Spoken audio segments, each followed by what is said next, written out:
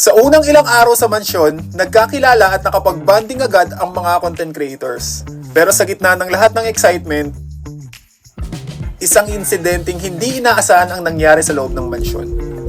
Paano nga ba ito nakaapekto sa dynamics ng mga content creators? May mga nagbago ba sa kanilang samahan? Yan at marami pang ibang kaganapan ang dapat ninyong abangan sa The House of Collab Season 8.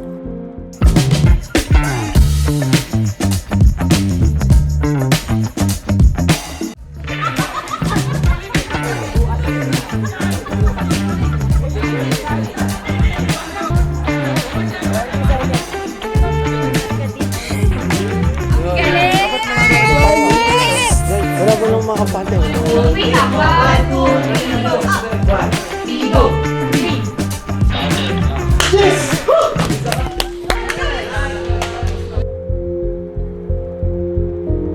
Nung una, kung napapansin nyo ng relay, hindi talaga nila ako parang panagkamali ako, hindi nila ako agad pinapaulit. Kasi alam nilang sobrang hinihingal ako. The last one, natapos na lahat, tas ako yung nagkamali, so wala akong kapalitan. Nung nandito na ako sa middle of the pool, per circle na ako, malapit na ako matapos.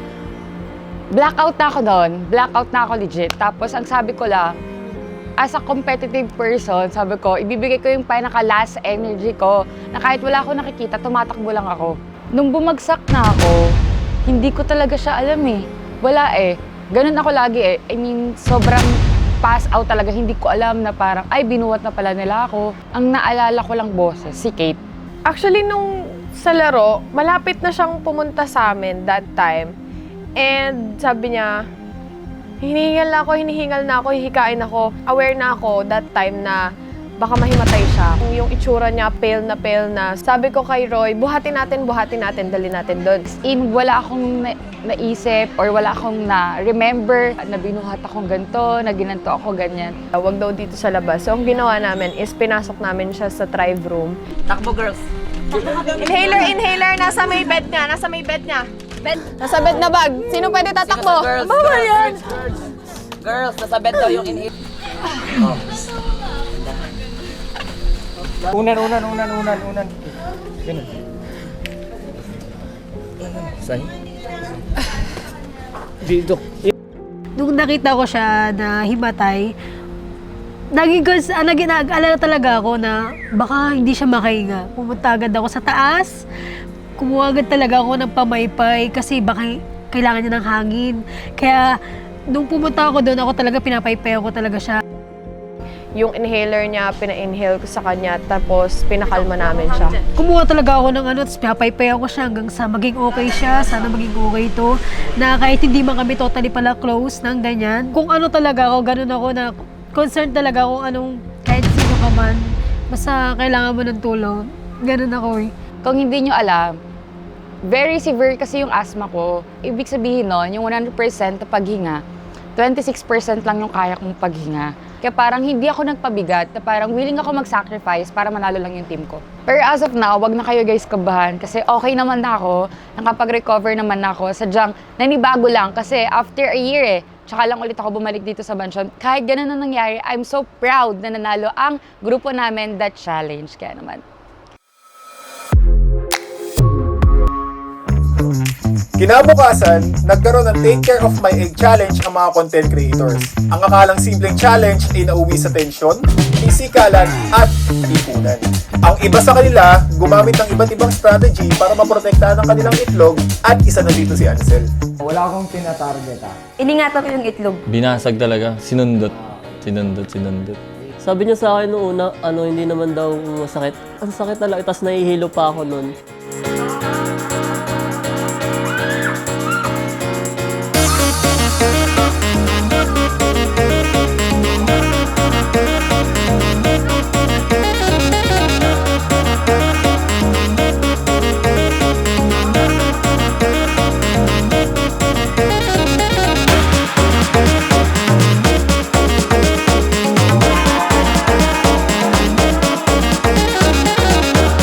Nangyari, bakit ang hasal?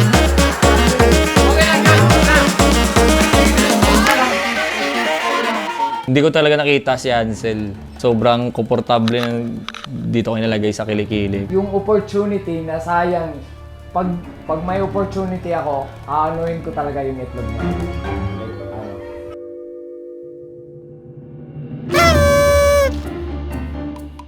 Siguro nakita lang niya yung nung time na hindi ako nakatingin sa egg ko. Kasi di ba gano'n, sobrang lakas ng paggaganon niya. Eh syempre nainis ako. Sabi ko, nagtanong ako, okay ba yun? Hindi ko rin talaga yung naakala na tatargetin ako ni Ansel. Nainis talaga ako. Pangalawa akong nabasagan ng itlog. Hindi man lang umabot ng gabi. Nakaramahan ako guys, so pinindot ko yung kay Angel. Napindot din sa akin. And nung nalaman ko, nung pagganyan ko na nabasag din yung kaya, deserve niya. Ngunit sa huli, si Lucas pa din ang nagwagi.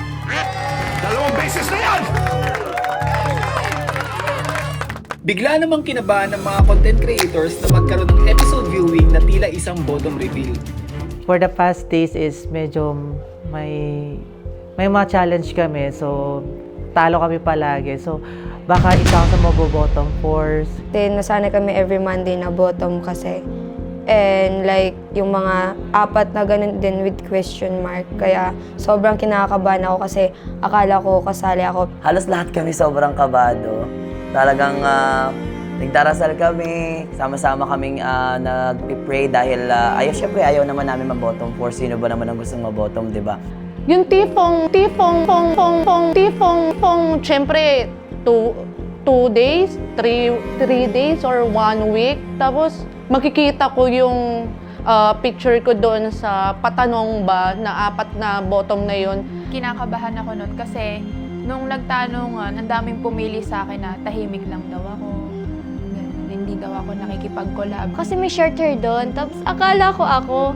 So sabi ko, ala, grabe, may lalabas agad. Parang medyo maaga pa para magkaroon ng bottom reveal. May matatanggal kaya? Sino kaya ang 4 na content creators na nasa bottom? Eme lang pala, akala ko totoo. So, medyo natawa talaga ako. Then, nung nakita ko yung itsura ko doon habang naglalakad, actually, medyo nahihiya ako sa itsura ko. So, ibang-ibang Kevin yung nakita ko. Sabi ko, to the highest level of my life talaga. Parang nakikita ko lang to dati sa mga showbiz, sa mga TV. Pero ngayon nakikita ko na yung sarili ko doon sa TV, right? And then, sobrang nahihiya ako sa mukha ko kasi sobrang pangit ko doon, pero okay lang.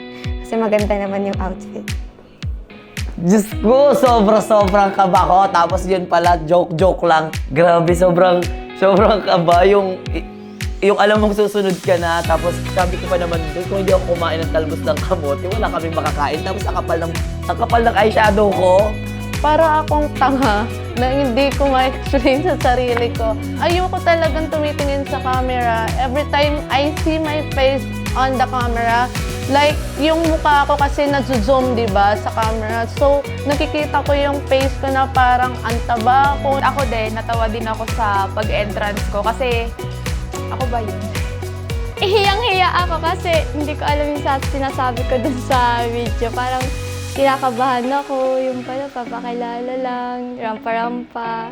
Simula sa pagkahimatay ni Zaira, sa itlog ni Ansel, at sa tifong ni Julie, marami pa tayong dapat abangan sa mga susunod na episode ng The House of Collab Season 8. Don't forget to follow us on our social media pages and subscribe to our YouTube channel for more updates. See you on the next episode!